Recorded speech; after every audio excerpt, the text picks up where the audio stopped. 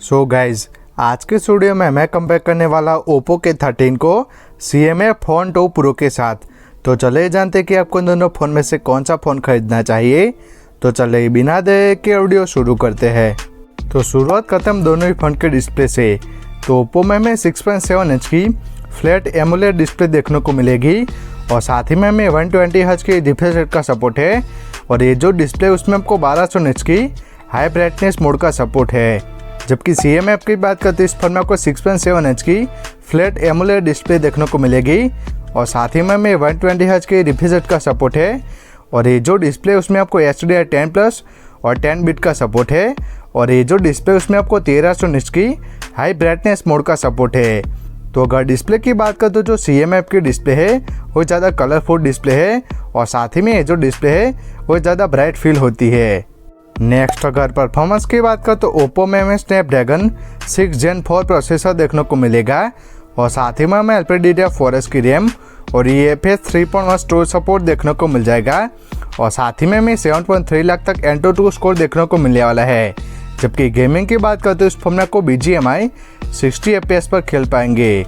जबकि CMA app की बात करते हैं इस फोन में आपको Dimensity 7300 प्रो चिप देखने को मिलेगी और साथ ही में हमें LPDDR4S की रैम और UFS 2.2 स्टोरेज सपोर्ट देखने को मिलने वाला है। और साथ ही में इस फोन में को 7 लाख तक Antutu स्कोर देखने को मिलने वाला है। जबकि गेमिंग की बात करते इस फोन में को BGMI 60 FPS पर खेल पाएंगे। तो अगर परफॉर्मेंस की बात करते जो ओप्पो का फ़ोन है वो ज़्यादा स्मूथ फील होता है और साथ ही में अगर आपको गेमिंग करनी है तो वो आप ओप्पो के फ़ोन में बेहतर गेमिंग कर पाएंगे।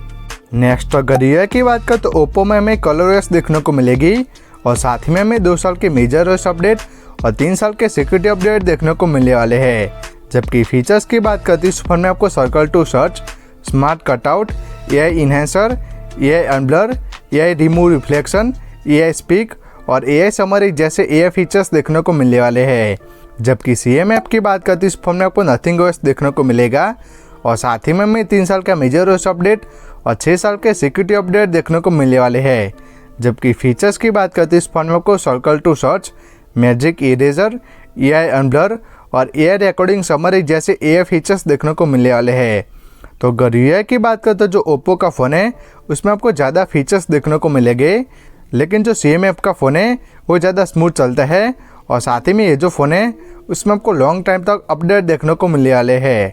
नेक्स्ट अगर नेटवर्क की बात करें तो ओप्पो में Wi-Fi 6, Bluetooth 5.2, multiple 5G band और IR ब्लास्टर का सपोर्ट है। जबकि CMA ऐप की बात करते इस फोन में आपको Wi-Fi 6, Bluetooth 5.3 और मल्टीपल 5G बैंड का सपोर्ट है। तो नेटवर्क के मामले में आपको इन दोनों फ़ोन में कोई भी इशू नहीं होगा, लेकिन जो ओप्पो का फ़ोन है उसमें आपको एक्स्ट्रा IR ब्लास्टर का सपोर्ट है जिसका यूज़ करके आप किसी भी इलेक्ट्रॉनिक आइटम को इस फ़ोन से रिमोट की तरह यूज़ कर पाएंगे। नेक्स्ट अगर बैटरी की बात करें तो ओप्पो में हमें 7000 mAh की बैटरी और 80 वाट के फास्ट चार्जिंग का सपोर्ट है और ये जो फ़ोन है अराउंड 60 मिनट में फुल चार्ज हो जाता है। जबकि CMA ऐप की बात करते हैं इस फोन में को 5000 mAh की बैटरी और 33 वाट के फास्ट चार्जिंग का सपोर्ट है और साथ ही में ये जो फ़ोन है अराउंड 90 मिनट में फुल चार्ज हो जाता है।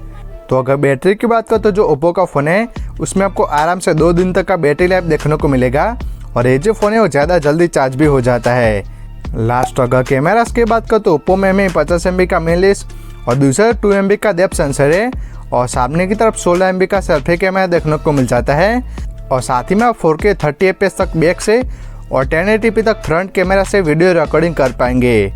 जबकि CMA ऐप की बात करते इस फोन में आपको 50 MB का मेन लेंस और दूसरा 50 MB का टेलीफोटो लेंस है और तीसरा 8 MB का अल्ट्रावाइड लेंस है और सामने की तरफ 16 MB का सेल्फी कैमरा देखने को मिल जाएगा और साथ ही में आप 4K 30 FPS तक बैक कैमरा से और 1080p तक फ्रंट कैमरा से वीडियो रिकॉर्डिंग कर पाएंगे।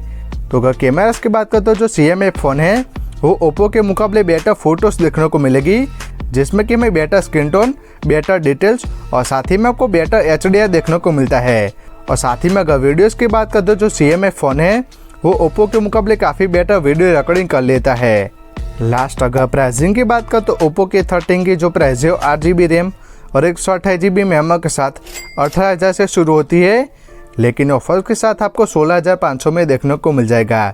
जबकि CMA फोन 2 प्रो की बात कर तो 8GB रैम और 128 GB मेमोरी के साथ 19,000 से शुरू होती है, लेकिन ऑफर्स के साथ आपको 18,000 में देखने को मिल जाएगा। तो अगर ओवरऑल बात करें तो मेरे हिसाब से जो ओप्पो का फ़ोन है उसमें आपको better performance, better UI features और साथ ही में आपको बेटर बैटरी लाइफ देखने को मिलती है। लेकिन जो CMA फ़ोन है उसमें आपको better display, better UI experience और साथ ही में आपको बेटर कैमरा सेटअप देखने को मिलता है। तो मेरे हिसाब से ये जो दोनों फ़ोन है वो अपनी प्राइस के हिसाब से काफ़ी अच्छी वैल्यू प्रोवाइड करते हैं। तो मेरे हिसाब से आप अपना बजट और रिक्वायरमेंट के हिसाब से आप इन दोनों फ़ोन में से कोई भी एक फ़ोन खरीद सकते हैं। तो कैसे लगे वीडियो कमेंट्स करके ज़रूर बताएं। Thank you.